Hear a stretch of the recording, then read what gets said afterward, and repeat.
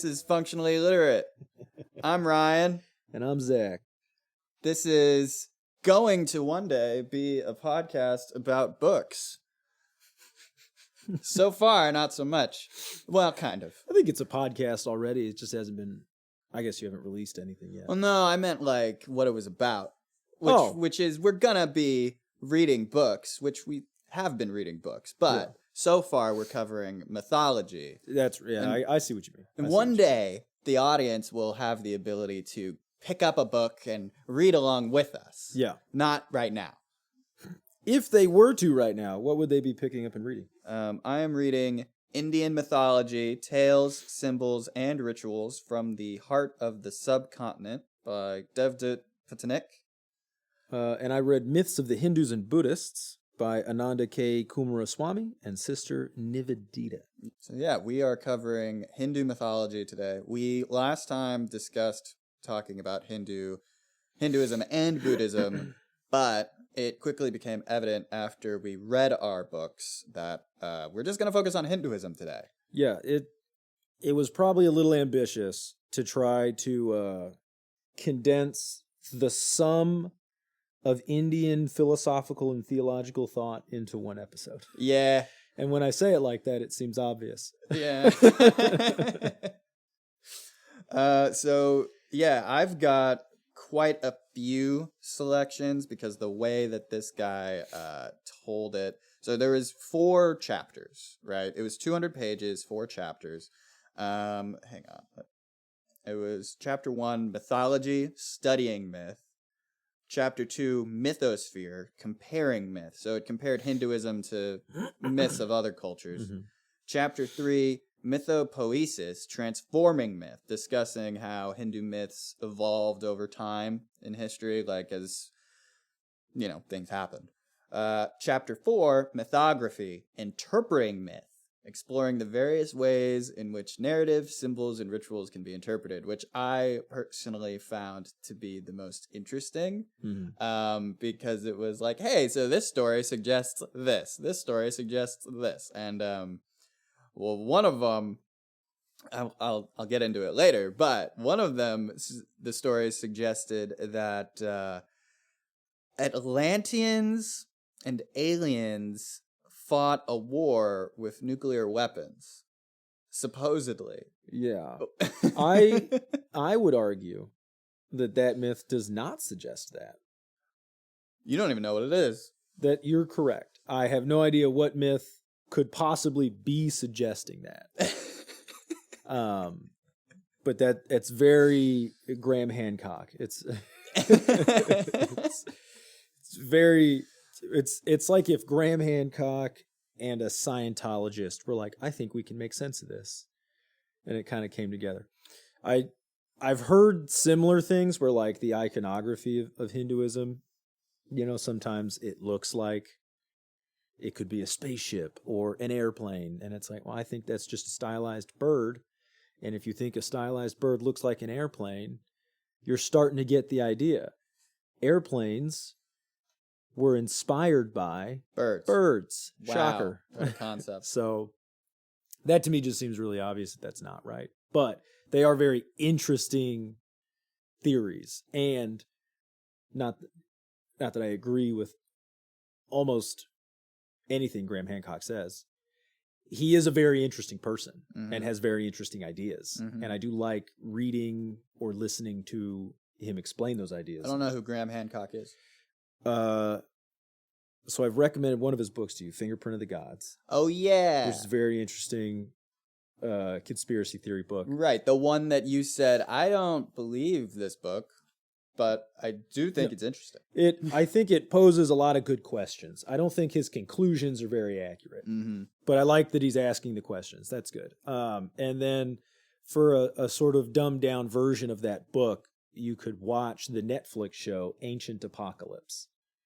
Okay. Which kind of covers the same things, but less in depth, but obviously more visually appealing because it's a show and he actually travels to these places. So I've got the way the tales in this book were told, they're very short, so I'm just going to be kind of reading the passages directly, the ones that I'm choosing to read.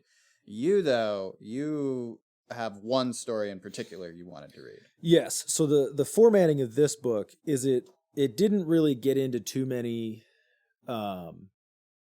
like small mythological stories about each of the gods. Mm-hmm. Instead, it focused primarily on the main Indian epics. And so the first part is the Ramayana, which is the story of Rama. Mm-hmm.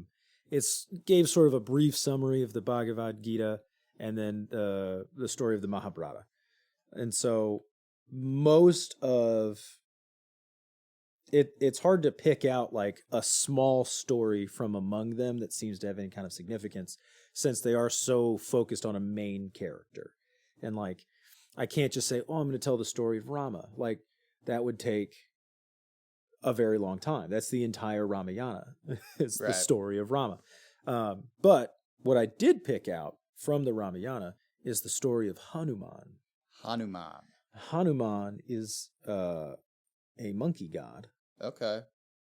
I'm not very familiar with him, but in reading the story and getting some background on him, it's very much it's very similar in my mind, at least, to sort of the myth of Son Goku.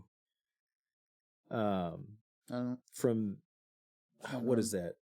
The Journey West. I don't know. It's a fiction story. It's not a real myth, but the character of Son Goku is very much the inspiration for the character Goku in Dragon Ball Z. Oh, okay, sure. And really, it's just sort of the template of the Saiyan race in that whole show. But is also, in anime and in Japanese media in general, there's usually some sort of character named Goku or something similar that has monkey-esque figures. That's where I'm most familiar with it being influenced today. But it seems to come from this idea of Hanuman. Although I do recall hearing the name Hanuman before. It sounded familiar, and I couldn't think of where. The Black Panther.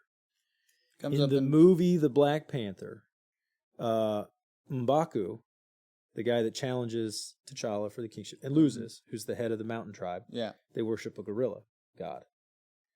His name is Hanuman. Oh. Which they seem to sort of pick and choose because it's a fictional nation anyway. But like the Black Panther is supposedly the champion of Bastet, which is an Egyptian god. Yeah. And now the mountain tribes are worshiping Hanuman, who's an Indian god. So they just sort of pick and choose. But I like that could fit narratively, and that like maybe those gods were actually inspired by Wakanda as opposed to Wakanda being inspired by those gods. I mean, Wakanda, the fictional nation Wakanda, was in Africa, which supposedly all humans came from. So, kind of works. I have a story here to start off, kind of getting into just Hinduism in general. It's called A Palace for Indra from the Brahma Vaivarta Purana. I think I know this story, and it's a great story. Okay. So it's very short. At least my version is. Indra asked his architect, Vishwakarma, to build him a palace that would befit his status as king of the gods. Every time Vishwakarma completed his construction, Indra demanded that it be made grander. Nothing seemed to satisfy him. Vishwakarma begged Brahma to help. Brahma invoked Vishnu, who took the form of a boy and went to Indra's palace. Indra welcomed his guest and asked him the purpose of his visit, and the boy said, "To see if your palace is better than the palace of the Indra before you." "The Indra before me? Am I not the only one?" Indra asked, perplexed. And the boy replied, "Oh no, there were many Indras before you, and there will be many after you. In fact, at this very moment, there are numberless Indras in numberless parallel worlds. One might say you are but a grain on the beach of Indras. When you blink, a human dies. When Brahma blinks, an Indra dies. When Vishnu blinks, a Brahma dies. And when Shiva blinks, a Vishnu dies." Knowledge of his insignificance in the cosmic scheme of things humbled Indra. He stopped making his palace grander. He knew that no matter how hard he tried, there would always be someone who was better than he. If there were Indras before him, if there were going to be Indras after him, if countless Indras existed in the present, then what was unique about him? Who was he really? Indra then became sensitive to life and began his quest to know his true identity. Yeah. There's so a version of the story that I had heard was that there were two encounters. And it was basically the architect had gone to Brahma and was like, please get him to stop. He's immortal. I'm immortal. This is going to go on forever. And I don't want to do this forever. And Brahma was like, all right, don't worry about it. I got a 12th wing to his freaking grand palace. Right. And Brahma was like, all right, I'll take care of it. And so, now I might get these characters confused, but it's Brahma and Vishnu. Yeah. One of them shows up as the little boy and says basically the same stuff. Like, no. There's multiple Indras. You're not the only Indra. Yeah. So upset by this, he sends the boy away. And then an old man comes by and is just looking at the ground and is laughing. And Indra comes up and he's upset. And so he's just like, what's so good? What's so funny? Why are you so happy? And the old man just points down at the ground at this line of ants that are marching. And he's like, well, I was just looking at your palace and I looked down and that made me laugh. And Indra's like, why is that so funny? And he goes, see those ants? Past Indras, all of them. Wow. And that's where Indra was like, well, fuck. You just realized it's like one day that'll be you.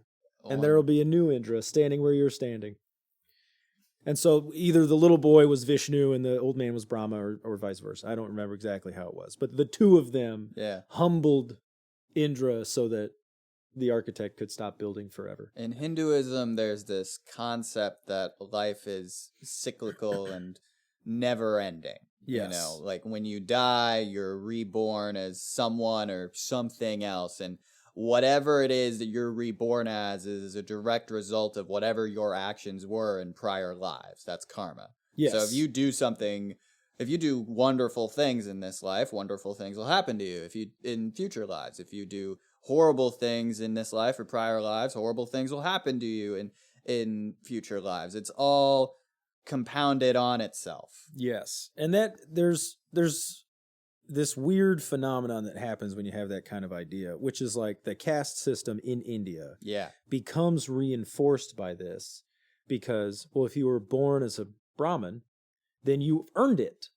Yeah. Like you did something in your past life that was virtuous enough that you've been placed in this station in this life. Yeah, so there's brahmanas, which are like priests. And then there was, I don't remember what the other ones are called. There's a warrior caste. Yes. And there's a merchant commoner class, and then there's a fourth one. What was it? I don't remember the name of it, but it's like the peasant servant class. Right. Because even commoners and merchants could have servants. And so the lowest was the servant class. And so there's the idea that whatever class you were born into, you deserved it. And you're meant to uphold whatever the ideals of that class are, and right. that's dharma. The dharma of that class. Yeah. Because the behavior of a priest is not necessarily, the good behavior of a priest is not the same as the good behavior of a servant. Dharma is also affected by your age as well. So I've got a story about dharma here. Okay. It's called Shambuka Beheaded from the Uttara Ramayana. Rama upheld the code of dharma perfectly. Everything in his kingdom, therefore, moved in a predictable rhythm. But one day, a boy died before his father. This is a big deal because the idea with reincarnation in Hinduism is that you will be reincarnated through your descendants. Yes. Right? So if you die without descendants, your ancestors will be reborn as your children, and when you die, you will be reborn through your grandchildren or great-grandchildren, etc. Descendants of your bloodline that haven't been born yet. So for a boy to die before his father is a big deal. So the father, who was a high caste brahmana, he accused Rama of not upholding dharma in his kingdom. So Rama consulted the rishis, which are like seers, who informed him, the rishis did, that a low caste shudra by the name of Shambuka was immersed in the aesthetic activity known as tapa. And the rishis explained, the world has 4 ages, just like man: childhood, youth, maturity, and old age. In its childhood, only the priest caste of Brahmana is allowed to become a rishi and perform tapa. In its youth, the warrior caste of Kshatriyas may also do the same. In its maturity, all except the Shudra are permitted to practice tapa, and only in the old age of the world, the era before death, can even Shudras join the others in tapa. The current era is the youth of the world. Shambhuki breaks the code of Dharma by living like a rishi. The resulting cosmic chaos has caused a Brahmana boy to die. So, when Rama learns this, he immediately went to the forest and beheaded Shambhuka, and then Dharma was reestablished and predictable rhythms of nature returned. Yes, and so this guy was performing what would normally be considered a good and godly rite, but it was not his position in life to do so. Right. So he's punished for it. Yeah. Because other people are suffering because he's doing it. For some reason. Now, there's also this interesting sort of what would you call it? Reactionary effect, where eventually you will get to so high a position through reincarnation That you become a deva. but that you can't possibly meet all of the good requirements. And so eventually you start sliding back down the scale. And so it's like the reason that there's multiple Indras is because in one incarnation of Indra, you're not going to live up to the title of Indra. And so then when that Indra dies and is reborn, he won't be reborn as Indra. It'll be something lower. You know, there was another story that kind of reminds me of. Let me find it. And so it just becomes this interesting thing where it's like, yes, you're a Brahmin in this life because in your past life you were good, but like there's no guarantee you're going to be a Brahmin again in your next life. Eventually, like the stockpile of goodness that you have saved up will run out. It kind of made me think of video games and how there's always going to be, like in competitive multiplayer games, there's always going to be someone better than you. Yeah. Always. Yes. And the sooner you realize that, the sooner you can just quit trying so hard and just enjoy the game. Which kind of translates to life a little bit. Like, yeah. Look, you're not going to be the best. You're just not. Yeah. There was one story that it kind of reminded me of, like not throughout multiple lives, but so there's a goddess Lakshmi. She's the goddess of wealth. Mm-hmm. So this is from Orison folklore. A poor woman in the city of Puri cleaned her house one evening, used rice flout to paint sacred symbols on her doorstep, lit incense sticks in the house, and placed a lamp in her courtyard. Attracted by this, the goddess Lakshmi entered the woman's house, and in no time, the woman's fortune changed. Wealth poured in, her cows gave more milk than usual, her fields yielded more crops. There was always food in her house, there was no shortage of clothes, and there was more money than she needed. But then, she neglected the house. The symbols disappeared from the threshold. The house was unclean. The lamps weren't lit. No incense sticks were used, and Lakshmi was annoyed. And so she left, and the house and misfortune returned. You know, that money kind of went away. Yeah. It ebbs and flows. It's kind of reminds me of this saying, oh man, I got to remember how it goes now, where it's, hard times make strong men make good times, good times make weak men, and weak men make bad times. And so it's this sort of cycle where it's like you work hard to get the things that you don't have, but Once then you have have the things. If you stop working, then eventually those things waste away, and then you're right back where you started, and now you have to work really hard to get those things again. But on more of a generational scale, I guess. And so that really sort of, I guess, feeds into the Hindu idea of like detachment from material things and acceptance of where you are. You know, like the Shudras. If you're the servant class, stop trying to stockpile wealth. That's not what your life is, because it's never going to be enough. There is a way to be the good and virtuous servant. Do that. And that sort of feeds into the story that I'm going to tell. Hanuman is seen as the epitome of servitude. Would you like to go ahead the and... selflessness? Yeah, this is a longer one. Yeah. Just as a sort of introduction, Hanuman is the monkey god. Mm-hmm. He is not the king of the monkeys, though. Okay. In the story, he is a subject of the king of the monkeys. Interesting. He is the divine companion of Rama, who is the man you just talked about beheading the Shudra. Mm-hmm. He is son of Lord Vayu, who is the wind. So right. Son of the wind. In some tellings, he is considered a reincarnation of Shiva. Although in the Ramayana, at least the version that I had read, he was not. At least that was never brought up. Mm-hmm. He is the god of strength, victory against evil, selflessness, and devotion, and is typically considered the patron of martial arts. Okay. He's a very powerful fighter. Cool. As far as his actual powers, he's a shapeshifter. He can assume any form. Dope. He wields the divine mace Gada, which was given to him by Vishnu. Okay. He is strong enough, he can literally move mountains. And in fact does. Like Vishnu. Yeah. Vishnu can do that too. Yeah. And because he is the son of the wind, he can fly and is super fast. And it's presumed that he manipulates the wind to do that, or the wind grants him that ability, because the wind is literally his father. It's a pretty good kit of powers. Yeah. Hanuman was not his original name. He was born to mortal parents. His father was Anjana, and so he was called Anjaneya, which means the son of Anjana. But in his youth, he mistook the sun for a giant mango. And he's like, I'm going to get a bite of that fruit. Oh, God. And so he flies up, and he's about to bite the sun, and Indra's like, that's absolutely not what you're about to do, and smites him. And so just throws this thunderbolt at him, hits him in the face, and disfigures his jaw. He plummets to earth and dies. Damn. And Hanuman is sort of a, what do they call that? A compound word that means disfigured jaw. And so the name Hanuman just means he's got a fucked up jaw. Now, his father, Lord Vayu, the wind, was very upset that his son just got killed. Yeah. And so he just ceases blowing the wind. And that's obviously bad for a lot of reasons. Well, you need wind.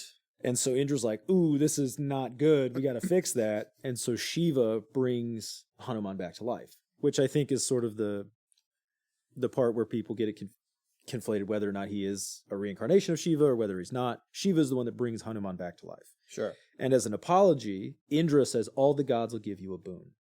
So you get to ask one boon from every god, which is why Hanuman becomes so powerful. Because, he asks Indra, he's like, I want my body to be as strong as your thunderbolt. So he gets this super strong body. He asks Agni, the god of fire, fire can't hurt me. He just goes down these lists of gods. He gets all these little things. So from his own father, he's like, I want to be able to fly. He went to all of the elemental gods. Yeah, it was like, these can't hurt me. And they're like, yep. That's how he gets the mace Gada from Vishnu. He asks for it. From Brahma, he gets the ability to go anywhere. So there's nowhere that's off limits to Hanuman now. From his father, the wind, he can fly. He can grow and shrink sizes almost infinitely. So he just has all these powers. And in his youth, he's a very mischievous pain in the ass. Of course he would be. He's very reminiscent of Susanoo, where he just causes a bunch of problems for a lot of people, but they can't do anything about it because he's so damn fast and he's so strong and nothing can hurt him. It's Indra's fault. Right. Well, and they're like, even if we could find a way, the last time this happened, Vayu got so mad, Shiva had to bring him back to life, and we all had to give him presents. So, if something happens to it again, we're going to have to do it again, and it's just going to get worse. Dang. So, he really comes into the story of Ramayana when, in the 14th year of Rama's exile, his solitude in the forest, which isn't... I have a story about that, too. Okay. Yeah. We could pause there if you'd like to tell that story. Yeah. Hang on. Yeah, so why Rama went into exile. Dasharatha's favorite wife, Kaikeyi, had saved his life in battle. In gratitude, he had promised to fulfill 3 of her wishes. On the eve of her stepson Rama's coronation, she asked for the 3 wishes. Let Rama renounce the throne. Let him live in the forest as a hermit for 14 years. Let my son Bharata rule in his place. And Dasharatha had no choice but to fulfill her wishes. When Rama left the city, Dasharatha died of a broken heart. This tragedy was attributed to an unfortunate event that had occurred when the king was young. During a hunting trip, he had accidentally shot a young man called Shravana, the only child and caretaker of a blind couple. As they mourned the death of their son, the couple cursed Dasharatha that he would die of a broken heart following separation from his son. Yes. So that's also in the Ramayana, obviously. It's the story of Rama. Mm-hmm. What's interesting is that his brother, Bharata, does not like this idea. He's very upset with his mom for doing that. Mm-hmm. To the point where technically he's just a regent, and he makes the king a pair of golden sandals that belong to Rama. Okay. And it's very, like, literally, these are shoes I can't fill. They sit on the throne. I just make decisions in the meantime. In 14 years, you're coming back, and that's your chair. And those are your shoes. And those are your shoes. You fill those buckets. But what's so interesting is that Rama and his 3 brothers are all incarnations of Vishnu. Mm-hmm. Like, Vishnu is split into 4 persons, and so technically Bharata is just as worthy of the throne as Rama, because he's also Vishnu. But none of them know that. Well, sure. It's just that Rama's like the one that everybody's like, this is the best guy ever, so obviously he should be emperor. Right. And Bharata's like, yeah, he is the best guy ever. Why would anyone not want him as emperor? And so it's a unique narrative situation where he's being overthrown reluctantly. Right. Like, the person taking his place is like, I didn't want this at all. This lady wished some shit. And, Mom, dang it. Yeah, Mom, shut up. So anyway, he's out on exile now. Yeah. And in the 14th year, it's the last year, his wife, who's with him, because he's in exile, but he's not alone. He has his wife, Sita, and one of his other brothers, Lakshmana, with him. And the king of the Rakshasas, the demons, Lord Ravana, learns of Sita and that she is the most beautiful woman in the world. And he's like, I want that. Naturally. So he kidnaps her. And Naturally. Ravana is a cocky son of a bitch. Yeah. And is actually the reason that Rama exists. Ravana cannot be killed by gods, cannot be killed by demons, cannot be killed by animals, anything. Like, what nothing can kill him? Humans. Okay. Humans are the only thing. Interesting. Except they're not very powerful. No. So you run into this sort of the Freya mistletoe problem. Right? Where Balder becomes immune to everything except mistletoe because she didn't ask. Well, Ravana is immune to all these things because he was granted boons from the gods for something, and he asked to be immune to all these things. He never asked to be immune from people because he didn't think it was worth his time, because obviously people can't kill him. And so the reason Vishnu incarnates himself in these 4 brothers is for the purpose of bringing about the destruction of Ravana, because he's terrorizing everybody and nobody can do anything about it. And so to fulfill this destiny, Ravana becomes envious of Rama's wife, steals her, and Rama's like, I'll turn the whole fucking world upside down if that's what it takes to get my woman back. He enlists the aid of all of his friends that he can while he's in exile, which includes the king of the monkeys, Sugriva. Now, Sugriva sends his army of monkeys out in the 4 directions of the world to find his wife, because he doesn't know where she's at. And so Hanuman and his group get sent south. That's where Hanuman is from. He's from the south. And they go and they get to the southern edge of the continent and they see way across the ocean an island. And all the monkeys are like, we can't get there. Hanuman, you could get there though. You can fly. And Hanuman's like, yeah, I could do that. I could do that. So he climbs to the top of a mountain, grows to an immense size, and jumps all the way over to the island. Doesn't even fly. He just jumps over there. And it's this big moment, like the world shakes with the force of his leap. Like it's this big Hanuman super powerful thing. Mm-hmm. And he gets there and he sees this beautiful city on this island called Lanka. And it's the capital of the Rakshasas. It's where Ravana lives. And so then he shrinks himself down to the size of an ant and starts looking for Sita. And it's the last place he looks. It's the forest outside of the city where she's kept under guard by other demons. Finds her, talks to her, and is like, I can get you out of here. And she's like, no. If my husband wants me, my husband better damn well come and get me. Oh, no. And Hanuman's like... But he sent me. Hanuman's like, all right, yeah, I could do that. But he wants a little more out of this trip. He's like, I'm not leaving yet. Uh-huh. So he grows back to normal size and just starts wrecking shit. Like, just, he's tearing trees down in the forest. Rakshasas come to stop him. He kills all of them. He keeps tearing shit up. More Rakshasas come. He kills all of those. Like, he's just massacring people and tearing up the city. And eventually, a Rakshasa, I think it was Indrajit, comes and is like, oh, I know who this is. We can't just kill him. Like, he's immune to almost everything. We just have to bind him up. And so they trap him, which... They only trap him because Hanuman lets him, because he can just fucking shrink or grow out of the trap. Like, right. He wanted to be captured. He gets taken to Ravana, which is what he wanted. And he's just like, just to let you know, Rama's on his way, and he's going to fucking kill you. And obviously, Ravana's like, I don't like your mouth, son. So he's like, we're going to put this guy to death. And they decide to do it by burning him to death. They don't know he's immune to fire. Right. And so the way they do it is they wrap oil-soaked cloth around his tail. But because he's a mischievous asshole, he just keeps growing his tail so that they keep having to wrap it with more and more cloth. Eventually he stops and he just has this immense tail covered with oil-soaked cloth. They light it on fire. He prays to Agni. The fire's like, yeah, you're doing this for Rama. Like, obviously this isn't going to hurt you. And so the fire doesn't hurt him. Flaming tail. But he pretends that it does. And goes on this panic, with quotation marks, panicked rampage through the city, lighting everything on fire. Oh no. And then eventually just shrinks out of it, lets all the cloth go, and is like, all right, I'm out of here. And just jumps back to the mainland. Deuces. Goes to Ram and is like, I found her.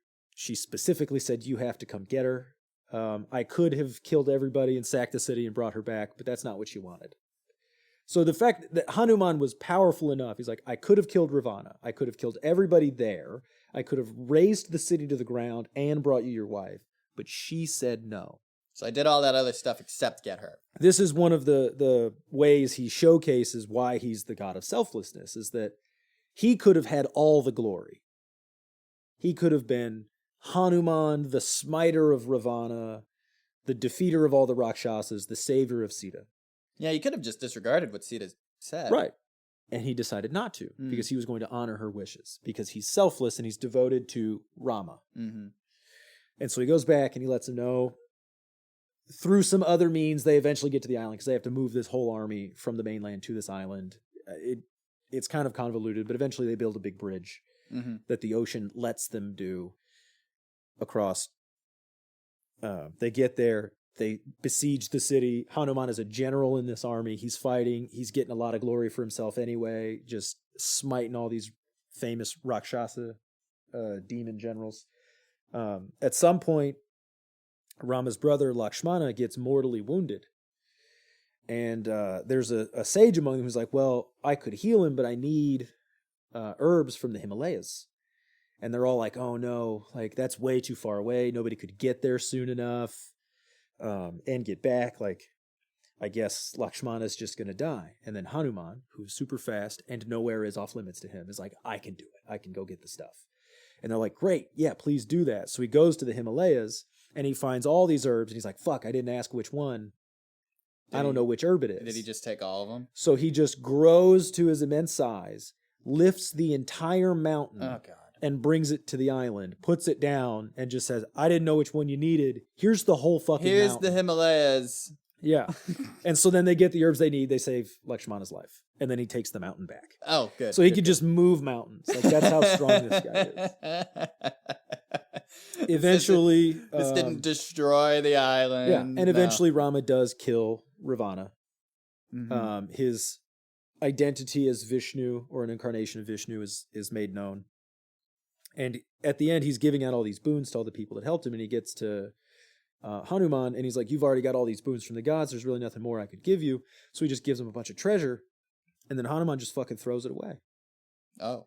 And all the court officials are like super offended on Rama's behalf, because he's like, what the fuck? Mm-hmm. That's like a huge insult. And he goes, no. I already have Rama and Sita in my heart. I don't need anything else. That would just tarnish the devotion I have to Rama. And they like call bullshit. And he literally opens his chest. Okay. And on his heart is a like picture of Sita and Rama. And they're like, oh no, he's being legit. And then he just closes his chest back up. Like Rama, a cartoon. Rama grants him immortality, and he says, all I want is to live as long as your name is known to men. And Rama's like, deal. Like, done. That's easy. I can do that. So that's the only gift he got in return. And Hanuman still lived to this day. Yeah, we're still talking about him. Still know who Rama is. Yeah, and so that's why he's the god of selflessness and devotion, is because he did all of that, withheld himself from glory for the sake of Rama and Vishnu getting his glory, and then turn down any material or even otherworldly reward for the sake of just being around to hear and devote himself to Rama. It goes pretty sad for Rama, though. Yeah.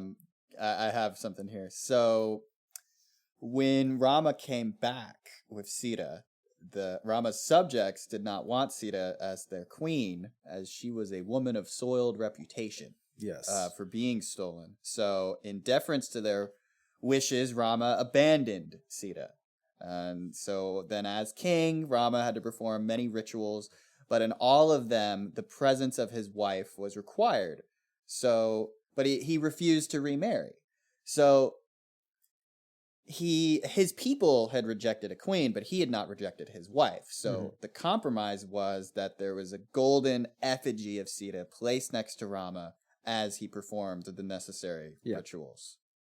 Yeah, and eventually, in death, I believe, I don't remember exactly how it all gets reconciled, but at some point they do get reconciled and they can live together, but it's very briefly, before they both just go to heaven. But there's immediately when Rama gets her back on the island of Lanka, there's a similar thing where he knows like people are going to question her purity because she's been gone for so long. Yeah. She very easily could have been raped. She could have, lost hope that she was ever going to be saved and like finally submitted to the situation. Like, sure, I'll marry Ravana. There's no way to know. And so he sort of publicly rejects her and makes her like profess her purity, like beg for forgiveness.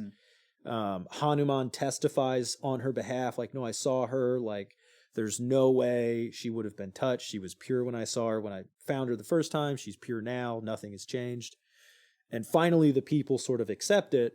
And Rama does that not because he doesn't believe Sita, but because he knows there's going to be this public pressure on her. And so he's like, I'm going to put you through this so that when this comes into question later, I have some ground to stand on when I say, no, we've already discussed this. It's already been dealt with. And so then when it comes up again later, he says that. He's like, she's already tried herself. Like, we've already gone through this. She's good. And the public is basically like, well, we weren't there. We didn't see it. So it doesn't count. And that's why Rama's like, well, I have to banish you. And even in banishment, Sita is like, I get it. You have to do this. But just know, I only ever think of you. And I will be in torment this entire time. Yeah. And Rama's like, I'm also going to miss you. Yeah. I have to do this. But I'm sorry. The frickin' people. It's the idea that she isn't upset that he's doing it. She's not like, oh, curse you for spurning me or whatever. She's like, I love you and I understand. and I hate that we have to, but I love that you're willing to do it for the sake of Dharma. Dang, man. That's sad. It's sad, but I also am like, man, look at these selfless people. Yeah. Like, the fact that Rama's like, I love my wife and I don't want to give her up, but as king, I have greater duty and I will do it for the sake of the people. And that Sita, as a wife, is like, I love my husband and I don't want to go. Yeah. Is being treated this way. And instead of being resentful, is like, I understand the position you're in and that you have to do this and I don't hold that against you. That's a level of awareness and respect for each other that I do not see often. Yeah. It is rare that when something bad happens to somebody, they're willing to look at that person who did it to them and go, I understand the position that you're in and how tough that is for you. Yeah. And I understand why you did it. And That's I not forgive common. you. That's hard. Yeah. That's hard. Like, I mean, arguably the entire mission of Christianity is to get people to that point, to where you can forgive other people. Just going, I get it, man. I get why life's did hard, the things that you did, and you're doing hard stuff, and I forgive you, and I accept it. Yeah, yeah. And so that the culmination of like my own religious beliefs is just in this little aspect of this story is really cool. Yeah, that is really cool. You want to hear some funny stories about Shiva? I do. I want to hear a lot of funny stories about Shiva. Okay. So I've got two. Hang on. Shiva the Dancer from the Skanda Purana. Mm-hmm. In a forest, a group of rishis were performing yagna. A young man entered the forest, stark naked. Captivated by his beauty, the wives of the rishis abandoned their rituals and followed him. Their husbands were so angry that they decided to destroy this seducer. While chanting hymns, they created a tiger, a serpent, and a goblin out of the sacrificial altar. The youth flayed the tiger alive and wrapped the skin around his waist. He picked up the serpent and wound it around his neck. He then subdued the monster and began dancing on his back. The sages realized this was no ordinary youth. This was Shiva, the Mahadeva. He had, through sensual dance, overpowered the tiger of desire, the serpent of attachment, and the goblin of forgetfulness. Through him, and not through rituals, they could gain true power, the power to break free from the cycle of rebirths by discovering their true spiritual selves. So it's pretty common that Shiva is depicted as naked. Yeah. And I mean, all three of those things, I've seen like little statues and effigies of Shiva, and those are all present. Like there's a snake around the neck, a garland of snakes. Sometimes around the waist, though, it's not a tiger. It's like a belt of human heads, which is interesting. But always dancing on the back of a dead creature or on the head of a dead creature. I actually saw this yesterday. My wife and I, we were in St. Louis and we went to the Science Center. They have this collection of miniatures. They had a lot of miniatures from like India and China and stuff. Yeah. There was one of Shiva, like dancing on top of a snake. Yeah. It was pretty cool. Yeah. Shiva's always got really cool iconography. It's always very vivid and often grotesque. Yeah. It's morbid stuff. Usually like sometimes Shiva's drinking the blood of a person, like has a body in their hand and I say there because Shiva could be male or female. It's kind of both. Right. So yeah, it's pretty morbid stuff. Shiva, as that story tells, was, want to just kind of wander around naked. He was very attractive. So that leads us to the next story, Shiva's erect manhood. Nice. From the Shiva Purana.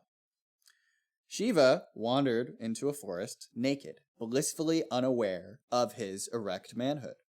The wives of the sages who lived in this forest ran after him in lust. Their husbands blamed Shiva for the wantonness of their wives, and enraged, they castrated Shiva.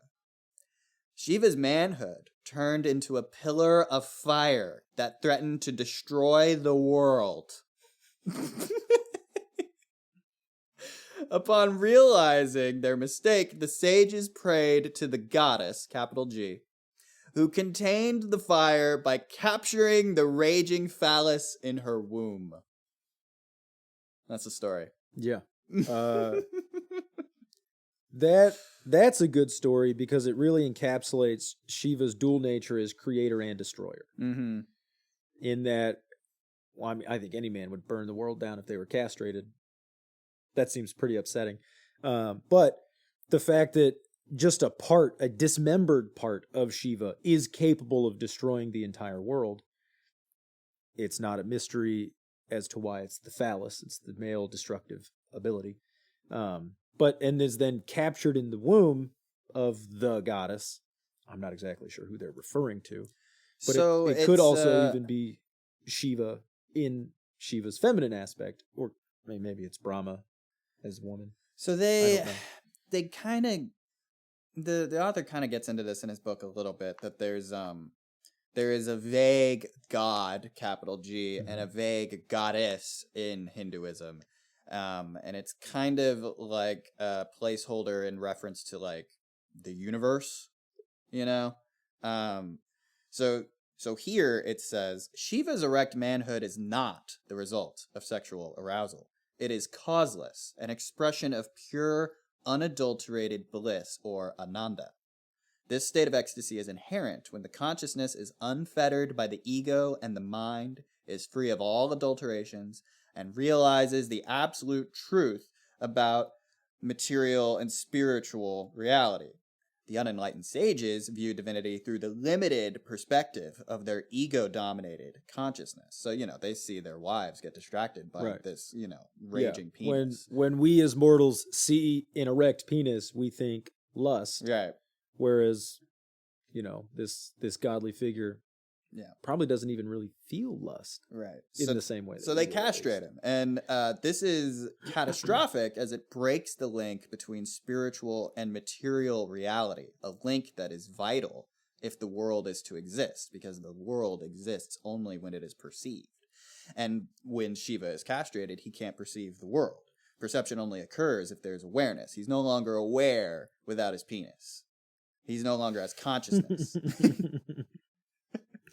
So that brings up an interesting link between the penis and consciousness. Yeah. In that, in a lot of different mythologies, consciousness is personified as male.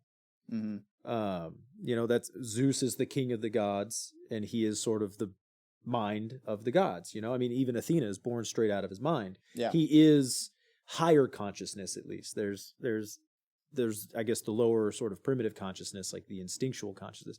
But as far as self-awareness goes, that's the higher consciousness, and that's typically personified as male. And so that seems to be what it's saying, is that when Shiva is separated from his masculinity, the higher consciousness goes with it. Mm-hmm. And that's why it's so destructive, is because now Shiva is just primal.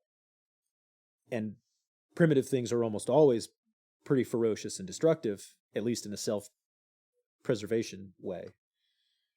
You want to hear this story about Atlanteans and spaceship riding extraterrestrials? I would love to hear the story of Atlanteans fighting extraterrestrials. So now, and how they're responsible for the Younger Dryas event. So now this is a metaphor, right? Like, this is still a Hindu story. Yeah. Shiva destroys Tripura. This is from the Linga Purana. 3 asuras secured the boon to build 3 aerial cities that could only be destroyed by a single arrow. When these cities of gold, silver, and iron were built, the asuras roamed across every plane of existence, causing mayhem wherever they went. The Devas went to Shiva, who said that the asuras were invulnerable until they respected the Veda. So Vishnu entered the city as the wily sage Moha Buddha and deluded them with his logic until they abandoned the Veda. Then Shiva prepared himself, for the earth was his chariot, the sun and moon served as its wheels, the Veda were its horses, and Brahma was its charioteer. Mount Meru was his bow, Ananta Sesha was his bowstring, and Vishnu himself was his arrow. Shiva chased the cities for 1,000 years, waiting for them to align themselves in a single line. This happened for just a moment, and Shiva fired a missile that ripped through the 3 cities and destroyed them in an instant. The cries of the asuras filled the 3 worlds as the aerial cities tumbled down. Shiva wept when he heard their cry, for the Asuras were his devotees. Such was his wailing, more heart-wrenching than his war cry, that he came to be known as Rudra, the Howler. From his tears came the Rudraksha beads that are sacred to every devotee of Shiva. Shiva also smeared his forehead with 3 horizontal lines of ash to remind all of this terrible event. So this is viewed as a great war between missile-shooting Atlanteans and aliens. I feel like there's a better way to read that. And then I've got another story about how the ancients knew ballistic and probably even nuclear technology. I mean, so the idea that a single arrow can blow up 3 cities, I see how you're jumping to nuclear. Mm-hmm. But that's only if you're trying to look at this through this sort of weird analogous lens. So one of the reasons I don't like these kinds of theories is that it presumes this sort of stupid ignorance on older civilizations. In that the idea that these Hindu writers wouldn't have a word for alien. Yeah. Like they didn't, because otherwise, in real world examples, whenever one civilization is in contact with another and they're so much more advanced that they ascribe to them this otherness, it's always been as gods. Sure. Like the conquistadors were greeted as gods by some of the South Americans. Mm-hmm. And there's historical background for why they thought that. But the point is they didn't call them aliens. They called them gods. Or asuras. Those were the demons, I believe. Right. And so the idea is that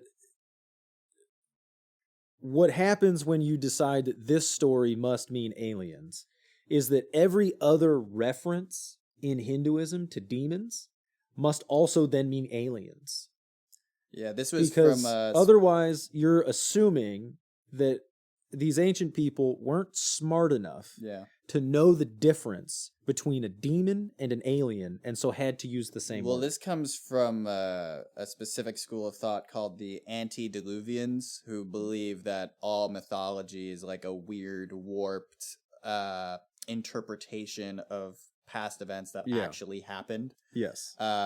These are the same people that believe that the pyramids and the Aztec temples were created by aliens. Yeah. So this brings me back to the Graham Hancock conversation. Yeah. In that, I guess by definition, he could be considered antediluvian. He doesn't believe in aliens, as far as I know, or at least not an alien. This is a quick pitch for my own sake. If you don't believe in the possibility of aliens, I think you're naive. But anyway. The universe is massive. It's massive. Well, and to think that we know so little about the universe and yet to be so sure that there's nothing else in it is just absolutely stupid. I agree. But anyway, that's my own pitch. Moving on to the Grant Hancock thing. I don't know that Grant Hancock thinks that aliens did any of this. He does believe in a precursor civilization sometime around... or at least before the last ice age, which is definitely way earlier than we consider civilization to have ever been a thing.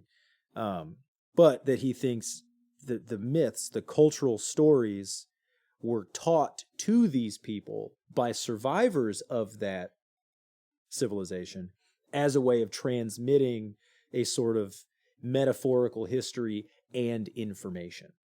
In that, like...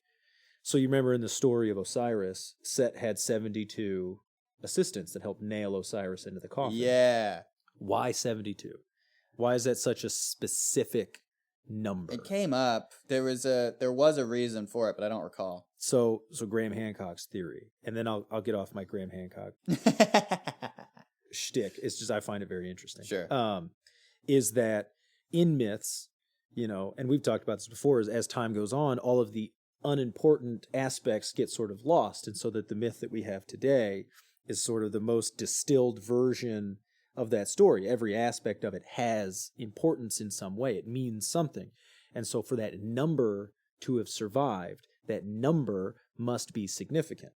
Mm. Now, Graham Hancock's theory is generally within a culture's body of myths, there are several numbers, and across cultural boundaries, those numbers tend to repeat. Mm-hmm. It's usually the same numbers. You know, there's a lot of 7s, there's a lot of 13s and 12s, there's a lot of 60s, there's a lot of 72s that pop up specifically mentioned, like these numbers are important. Mm-hmm. And his theory, at least, is that when you use those numbers, doing some fairly basic math, you can actually calculate some very important things. Among those things is the circumference of the Earth, to a very exact degree.